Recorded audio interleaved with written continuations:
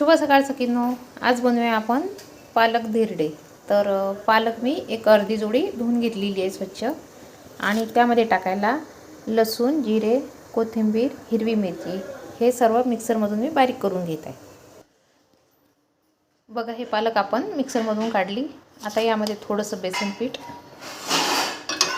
थोडंसं ज्वारीचं पीठ हे थोडंसंच टाकायचं आणि गव्हाचं पीठ जास्त टाकायचं आणि चवीनुसार मीठ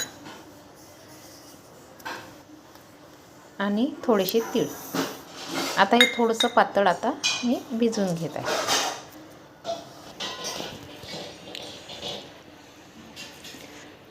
बघा, एवढं पातळ पाहिजे। तर यामध्ये आपण थोडासा ओवा टाकूया।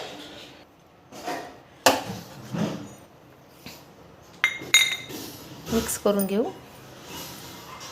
आता आपले मटेरियल तयार आहे। आपण आता याचे धिरडे बनवूया। बघा, गॅसवर आता तवा ठेवला।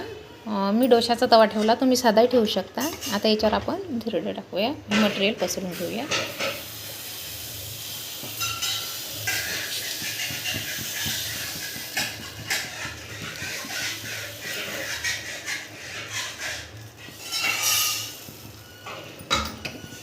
आणि मीडियम गॅसवर होऊ द्यायचं आहे।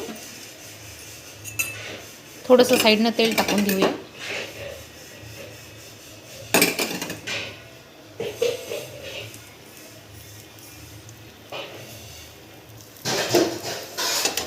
त्याला आता पलटून देऊया।